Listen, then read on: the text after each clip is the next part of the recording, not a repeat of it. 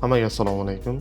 Demak, bu videoda biz tarjimon, muharrir va boshqa ekspert, aynan kitob ustida ishlaydigan odamlarni hammasi bitta joyda birgalikda ishlashiga yordam beradigan vosita haqida gaplashamiz. Aynan hamma eski yo'ldan foydalangan avvallari, ya'ni Word faylda yoki WPS Office fayllarida ishlashdi va bundagi asosiy kamchilik nima bo'lgan? Fayllarni bir-biriga uzatish vaqtida siz unga uzatasiz, boshqa odam unga uzatadi va o'rtada vaqt yutqazilish bo'ladi. O'shani oldini olish maqsadida Google Docs'da ishlash mumkin. Aynan qanday ishlash kerak, qanday tartibda ishlansa qulay bo'ladi, shu haqda shu videoda gaplashamiz. Birinchi navbatda men yangiroq Gmail ko'rsataman. Mana bu misol uchun Google Docs. Mana shu yerda hammasi ishlash mumkin va hamma bitta joyda birgalikda tarjimon ham, muharrir ham, ekspert ham ishlay oladi. Ba'zilar bilmasligi mumkin, Gmail ochishni birinchi navbatda Gmail ochish haqida tushuntirib ketaman. Qisqa qilib, chunki bu juda ham murakkab emas.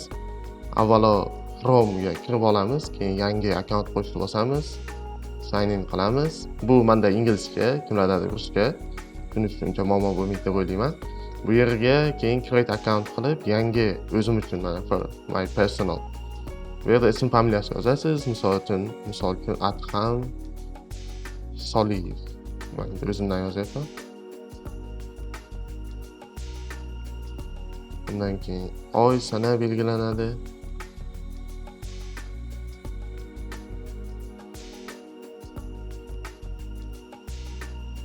Bundan keyin Google sizga taklif qiladi. Gmail.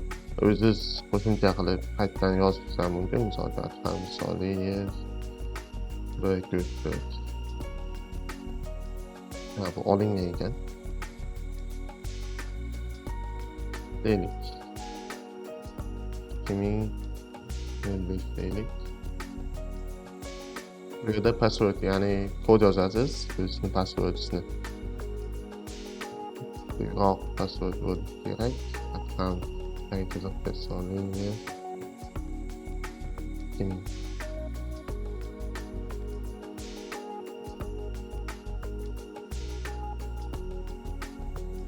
Telefon raqamini kiritish kerak bo'ladi. Shu joyga ko'rsata olaman. Undan keyin telefon raqamini kiritgandan keyin SMS xabarnoma keladi. SMS xabarnomani kiritib, akkaunt ochib olasiz. Qolgan hamma narsa mana bu yoqda ko'rsatadigan holatda bo'ladi. Ya'ni ketma-ketlikni bajarib ochishingiz mumkin.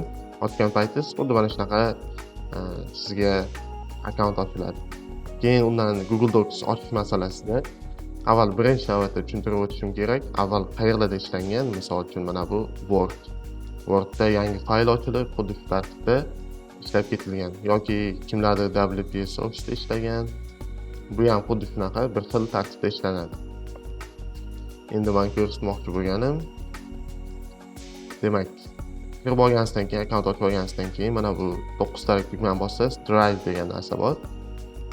Drive'ni tushunib olishingiz kerak. Mana bu yerda ham hech narsa yo'q, bo'm-bo'sh.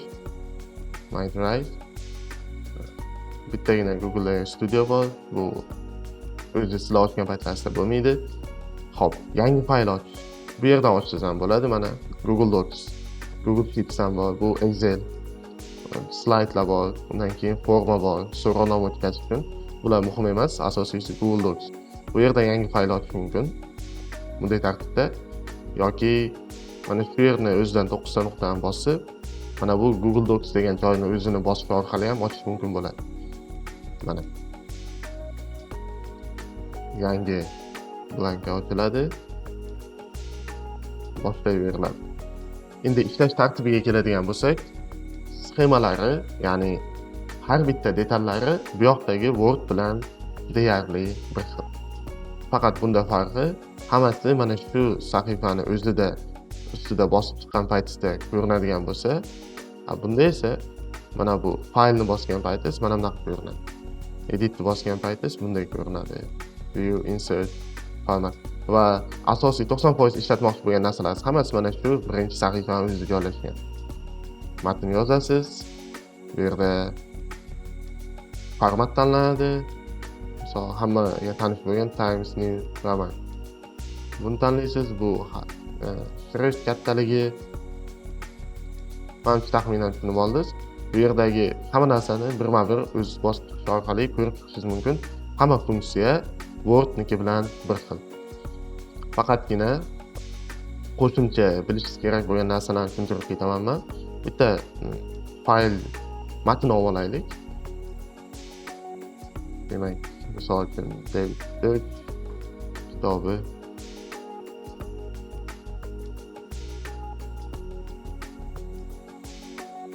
istalgan ozgina matn olsak,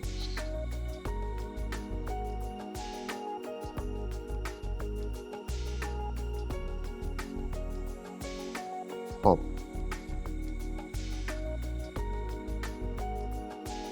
Bu PDF fayldan olganim uchun shunaqa shaklda tushgan.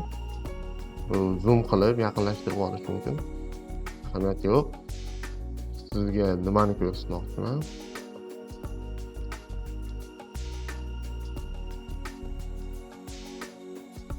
Comment. Eng muhim kerak bo'ladigan narsalardan bittasi bu comment. Mana buni belgilab, siz mana buni bosish orqali comment yozishingiz mumkin. Ya'ni bir necha kishi tarjimon ham, muharrir ham, ekspert ham aynan mana shu faylni o'zida ishlayotgan paytda bir-biriga comment yozishi mumkin. Deylik, mana shu bunda xatolik bor deb. Comment bosganingizdan keyin mana shu belgilangan joyda bosilgan paytda xatolik borligi ko'rsatiladi. Hozir bularning hammasini tushuntirib o'taman, birma-bir, faqat o'zaro hamma bitta joyda ishlashi bo'yicha ma'lumot berib o'tsam. Hop, deylik, tasavvur qiling, bu sizni tarjima faylingiz. Tarjima fayl ochilgandan keyin mana bu yerdan nomlashingiz mumkin. David mayli.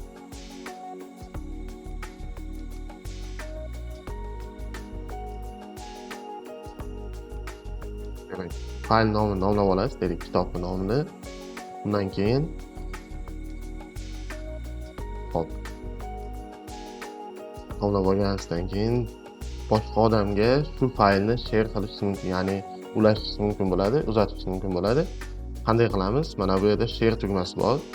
Buni bosganingizdan keyin siz bu yerga Gmail'ini yozish orqali ikkinchi odam, ya'ni siz tarjimon sifatida bu faylni ochgan bo'lsangiz, muharrirni Gmail'ini yozish orqali unga mana shu faylni uzatishingiz mumkin bo'ladi. Deylik, men o'zim boshqa Gmail'imni yozaman.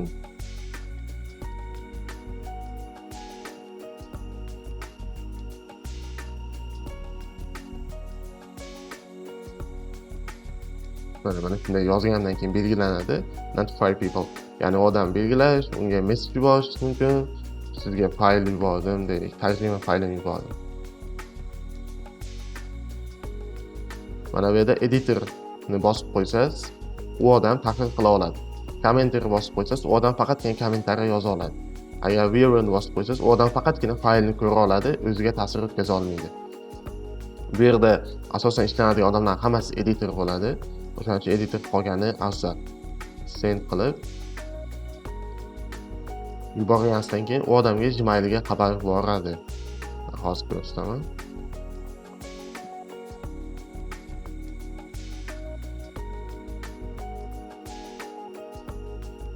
Mana men kelgan. Bosish orqali kirish mumkin. Ko'rib turganingizdek, xuddi o'sha fayl, xuddi o'sha odam kira oladi. Va eng qiziq tarafi, hammasi onlaynda va jonli efirda bo'ladi. Ya'ni jonli efir deb xato aytayotgan bo'lish mumkin, lekin jonli bo'ladi. Mana men ko'rayotgan bo'lsangiz, bu yoqdagi akkauntimni hatto mishka qayerda turganini ko'rsatilyapti. Ishlayotgan paytingiz, men agarda mana bu yerda o'zgartirish kiritadigan bo'lsam, bu tarafda o'zgartirish shu zahoti kiritiladi. Ya'ni ko'rish mumkin.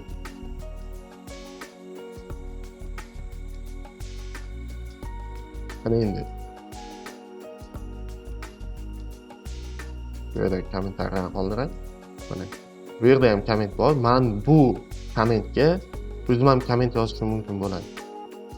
Ustiga bosaman, bu yerda xatolik bor. Yo'q, hammasi to'g'ri shaklda. Yozgandan keyin ko'rishingiz mumkin, bu tarafga bordi mana. Yangi xabar keldi. Mana bu yerdan ham yangi xabar keldi degan notification keladi. Demak, yana bir ikkita funksiyalari bor. tushuntirib o'tishim kerak bo'lgan. Mana buni editing deb yozib qo'yilgan. Bu yerda editingda agarda bosib to'g'rilab ketsangiz, to'g'ridan-to'g'ri hech qanday yangiliklarsiz, o'zgarishlarsiz to'g'rilab ketiladi mana. Yozilgan holatda. Agarda men editingni o'rniga suggestion ni bosib to'g'rilasam, bu nimani o'zgartirayotganimni ko'rsatadi. Deylik, istalgan narsa, mana misol uchun mana time degan so'zni men o'chiraman-da. O'chirsam mana o'z holida ustiga urib qo'yilyapti. O'rniga period deb yozsam, xato yozayotgan bo'lishi mumkin, bilmadim. Period deb yozsam mana yashilda time ni ustiga urilib, o'rniga bu so'z yozilyapti. Mana bu yerda ham ko'rsatib qo'yadi. Hasan Mehmonov o'zgartirdi, time ni period bilan o'zgartirdi deb. Mana bu tarafda ham xuddi shu narsa ko'riladi. Men u odamga ham editor funksiyasini berganim uchun men bu yozuvni agarda to'g'ri bo'lsa tasdiqlashim mumkin, agarda xato bo'lsa x qilib yo'q, time ni o'zi qolgani to'g'ri deb belgilashim mumkin yoki komment yozishim mumkin aynan shu o'zgartirishga. Time o'zi qolgani to'g'ri edi shaklda kommentariy yozishim mumkin. O'zaro mana shunday shaklda suhbatlashish orqali qayerda xatolik ketyapti, qayerda to'g'ri ishlanyapti, qayerda nima qilinyapti, hammasini birgalikda bitta faylning ichida ko'rib ketish mumkin. Shunda hech kim faylni, deylik, tarjimon qanchadir birinchi bor tarjima qilib bo'lgandan keyin muharrirga uzatib, muharrir uni ko'rib chiqib, xatolarni o'sha faylning ichiga joylab, yana tarjimonga uzatib, tarjimon muharrir to'g'ri ko'rdimikan, men qayerda xato qildimkan deb yana qaytadan ko'rib chiqib, o'rtada bir qancha vaqt yo'qotish o'rniga hamma mana shu yerni o'zida ishlasa, tarjimon deylik, bir bet tarjima qilsa, muharrir ham ko'radi o'sha bir betni, o'sha joyni o'zida kerak joyga kommentariy yozib ketadi, mana bu joyda xato qilibsiz. Yoki kerak joyda esa to'g'rilab ketadi o'zi. Ekspert ham xuddi shunaqa foydalanadi. Korrektor ham xuddi shu faylni o'zida qilish mumkin yoki korrektor endi oxirgi vazifalarni bajaradi. Korrektor shu faylni o'zida qilgan afzal bitta verskachiga, ya'ni sahifalovchiga faylni yuklab olib, unga uzatilsa, u to'g'rilab chiqadi. Faylni yuklash qanaqa? Juda ham oddiy. Fayl qismida bosilib, mana yuklash degan joyi turibdi. Microsoft Word ga yuklash mumkin. Turli xil shakllarda PDF shakliga ham yuklash mumkin. Va hokazo. Sizga asosan bitta odamga yuborishda Microsoft Word ga yuklash oson bo'ladi. Va aytganimdek, bu yerda share qilgan paytda narsani inobatga oling. Mana bu copy link qilib, mana bu registratsiyani bossangiz agar, registratorni bossangiz agar anyone with the link. Mana buni bosib linkni kopiya qilib yuborsangiz, bu yaxshi emas. Ya'ni aynan biz qilayotgan ishlar ustida yaxshi emas. Chunki istalgan odam kirib tarjima fayllarni ko'rish mumkin bo'ladi. O'shaning uchun faqat Gmailni yozish orqali yuboring.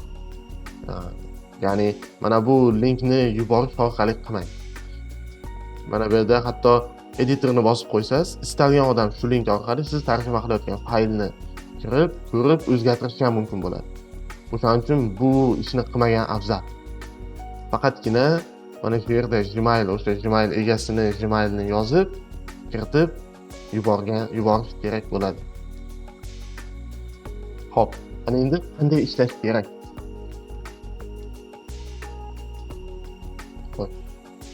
Tarjimon, muharrir va ekspert yoki yana korrektor, o'sha musahhih bitta faylning ichida ishlash tartibini ko'rsataman. Hozir bu yerda qanday funksiyalar bajarishini ko'rsatdim. Birinchi owner fayliga o'tib olaylik. Hop. Bitta buni yangilab olsam, mana ochilgan faylim ko'rsatilyapti. Maslahatim, papka ochib olinglar. Papka ochish new folder deb ochiladi. Deylik, mana shu kitob tarjima qilinyapti.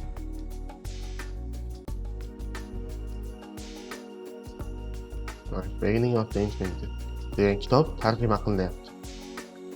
Bitta papka ochib olingandan keyin ichiga kiriladida, o'shaning ichida tarjima fayllarni papkasini ochish mumkin. Mana buni hatto o'sha joyga o'tkazib yuborish mumkin. Shuna nuqtani bosib,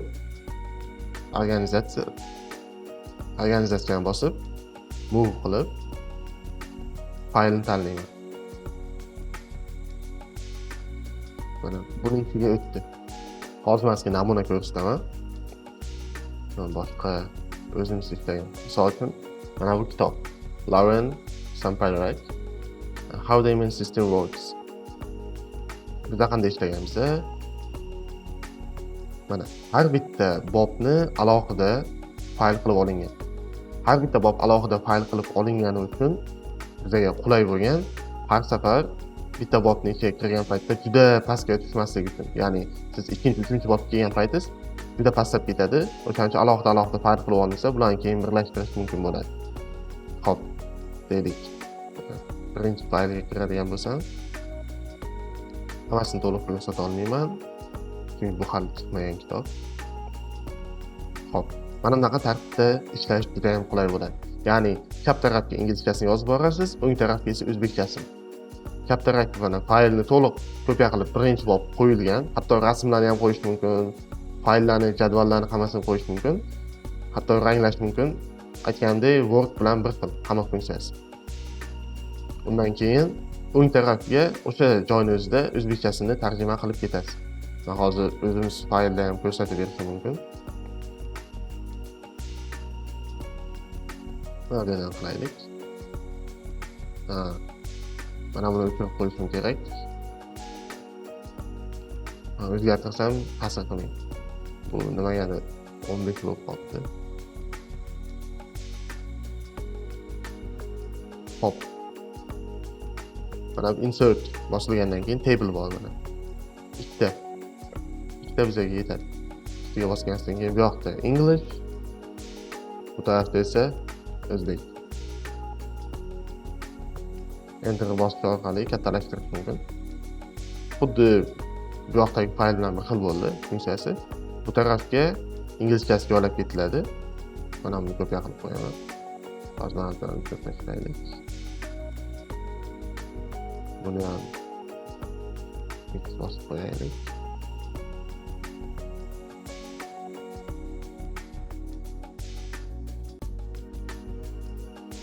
So'ng kopiya qilib qo'yildi. Bu yana aytaman, PDF fayldan olganim uchun har bitta enter qilingan narsalar turibdi. Bunday to'g'rilab chiqish mumkin. Siz endi original fayl berilgan paytda Word fayldan olib kopiya qilib qo'yilsa, bunaqa muammo bo'lmaydi. Bitta to'g'rilab chiqish shart bo'lmaydi. Hozir menda shunaqa qilib chiqishga to'g'ri keladi, sababi aytgandek PDF fayldan olingan. Bo'ladi, bizga mana shu joyni o'zi yetadi. Keyin aynan mana shu joyni tarjima qilib yoqib qo'yish mumkin. Hozir tezroq bo'lishi uchun Google Translate dan qilib olsam, shuni ishlashi kerak.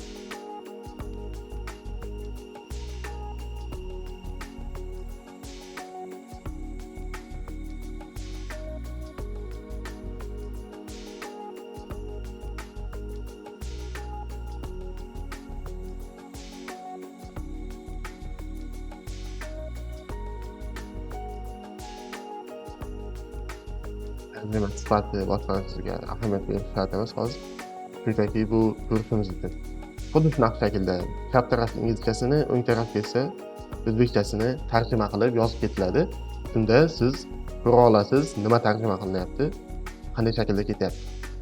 Har bitta narsa to'g'rima-to'g'ri bir-biriga mos tushgan holatda ko'rinadi. Ya'ni deylik, siz mana bu joyni ko'rayotgan bo'lsangiz, mana bu joyni ko'rib keta olasiz. Tarjimasi qanaqa bo'lganini va shu joyni o'zida o'zgartirib ketish mumkin bo'ladi. Bizda ishlagan paytda ham xuddi shunaqa bo'lgan. Shuning uchun bu yerda tarjimon ham, muharrir ham va boshqa mutaxassislar ham birgalikda ishlagan. Mana bu o'ng tarafda kommentariyadan to'lib ketgan edi. Hozir shunchaki kitob tugagani uchun tarjima, keraklisi tasdiqlangan, keraksizi o'chirilgan, to'g'rilangan va holatga kelgan. Sizda ham qilayotgan paytingiz mana bu o'ng tarafdagi tarjima uchun kommentariyalar ishonchim komil to'lib ketadi. Lekin bu yomon degani emas, bu aslida yaxshi degani. Ya'ni siz o'z xatolaringizni ko'ra olasiz va birgalikda ishlay olasiz. Bu tasdiqlanadi, qo'shimcha kommentariyalar yoziladi.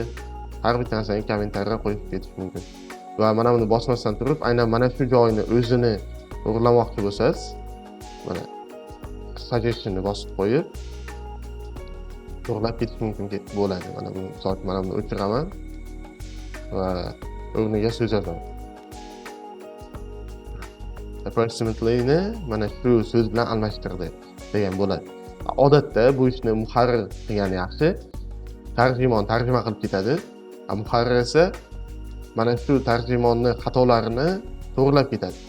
Misol uchun taxminan degan so'zni o'chiradi, o'rniga boshqa bitta so'z yozadi. Odatda degan so'z yozib ketadi. Endi bu rasman yozmasam, odatda degan so'z bilan almashtirildi, taxminan degan so'z. Ko'rayotgan bo'lsangiz, va bu narsani tarjimonni o'zi ham ko'ra oladi. Tarjimon, ekspert hammasi ko'ra oladi va yo'q, shu yerda taxminan to'g'ri edi desa, bu yerda kommentariy qoldiradi yoki buni X bossa, bu to'g'rilangan narsa xato deb chiqiladi. Yoki tasdiqlasa, tasdiqlangan bo'ladi. Hop. Ana endi mana bu yerda faqatgina birinchi bob joylangan. Mana ko'rishingiz mumkin. Lecture 1, birinchi ma'ruza.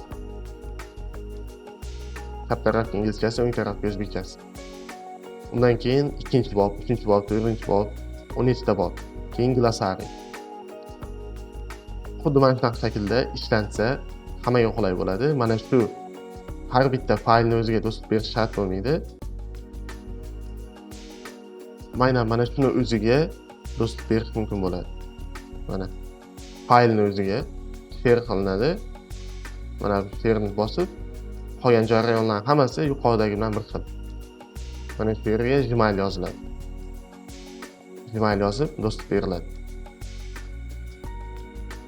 Bu yerda fayl ochgandik.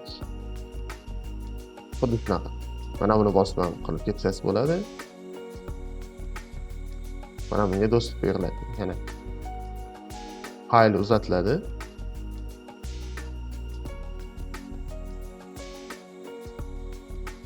Fayl uzatilgandan keyin bu yoqda Gmailga xabar keladi.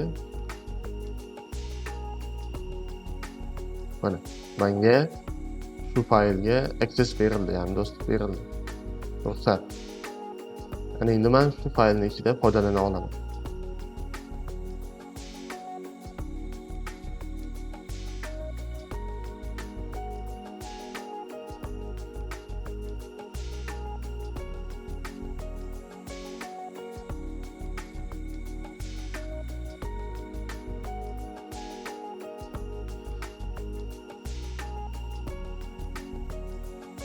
Hop, yana bir ikkita narsani tushuntirib o'tishim mumkin. Kimlardir snosga foydalanish mumkin, snosga qo'yish ham mumkin bunda ham. Deylik, mana shu nuqtani bosganingizdan keyin mana bu yerda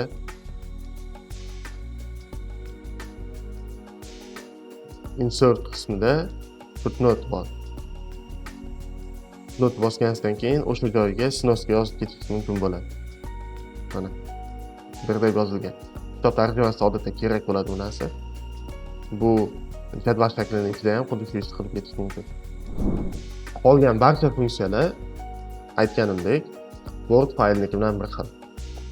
Nimadir tushunmasangiz, nimadir qo'shimcha narsani bilmoqchi bo'lsangiz, shunchaki YouTube'ga kirib Google Docs bilan ishlash bo'yicha videolar ko'rishingiz mumkin. O'zbek tilida ham mavjud, ishonchim komil. Rus tilida aniq bor, ingliz tilida ham aniq mavjud. Hammasini qaysidir funksiyani tushunmasangiz, deylik, siz harflarni kattalashtirmoqchisiz. O'sha orqali bilib olishingiz mumkin, YouTube'dagi videolar orqali. Undan ham boshqa yo'li bor. Deylik, hamma biladi, ChatGPT yoki boshqa sun'iy intellektlar. Ulardan so'rab ko'rishingiz mumkin. Qanday qilib Google Docs'da mana shu joyda qanday qilib ishlash mumkin? Ya'ni mana bu joyda nimani o'zgartirsam nima o'zgaradi kabi narsalarni so'rab to'g'rilab olishingiz mumkin bo'ladi. Bilmagan narsasini. Aytganimdek, YouTube'dagi bir nechta videoni ko'rish orqali hamma funksiyalarni qanday ishlashini tushunib olish mumkin bo'ladi. Qolgan barcha joy mana shu holatda ishlasangiz, tarjimon uchun ham, muharrir uchun ham, mustaqil uchun ham juda ham qulay, ekspert uchun ham. Hammaga birgalikda do'stlik berasiz birinchi navbatda qilishingiz kerak bo'lgan ish, birinchi navbatda tarjimon qiladigan ish, faylni, o'sha tarjima qilmoqchi bo'lgan faylni, original fayli bergan paytda uni Word faylga o'tkazib, hammasini mana shu jadvalni chap burchagiga, mana bu yerda ko'rsatganimdek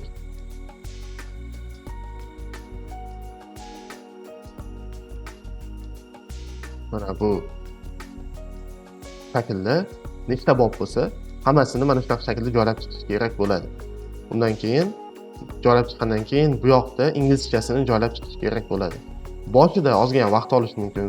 3-4 kun, bir hafta uzog'i, menimcha undan ko'p olmaydi. Hammasini joylab chiqqandan keyin tarjimani boshlash mumkin. Tarjima boshlanadi. Hammaga do'stlik beriladi. O'sha share link Gmail'larni yozib, undan keyin tarjimon bu yoqda bajarib ketaveradi, tarjimasini joylab ketaveradi o'sha jarayon o'zida. Undan keyin muharrir uni orqasidan ko'rib ketib, bir kun, bir soat, bir necha daqiqa ichida o'sha joylangan faylni o'zini ko'rib ketish mumkin bo'ladi. Ekspert ham xuddi shunaqa ko'rib ketadi. Hamma o'zini kommentariyasini qoldiradi, qaysidir joy o'zgartirish kerak bo'lsa o'zgartirish taklifini beradi.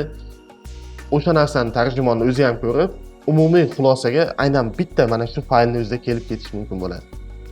Sizda hech kimga undan bunga faylni uzatmasdan turib, bitta faylni o'zida umumiy xulosaga kelib, oxirgi faylni tayyorlash mumkin bo'ladi. Butunlay hamma o'zgartirishlar kiritib bo'lingandan keyin nima qilasiz? Shunchaki to'liq faylni versiyaga tashlab bersangiz, o'zi kopiya qilib, o'zi bu yoqdagi original Word faylga joylab chiqish mumkin bo'ladi yoki o'ziz Word faylga bu yoqdagilarni tarjimalarni kopiya qilib, joylab o'sha sahifalovchiga bersangiz, qolgan qismini to'g'rilab kitob shakliga o'tkazadi, bosma shakliga. Asosiy aytilishi kerak bo'lgan narsalar shular edi. Vaqt ajratganingiz uchun rahmat. Qolgan nimadir tushunmovchiliklar bo'lsa, Google yoki ChatGPTdan so'rab bilib olishingiz mumkin bo'ladi. Hammaga rahmat. Vaqt ajratganlaringiz uchun.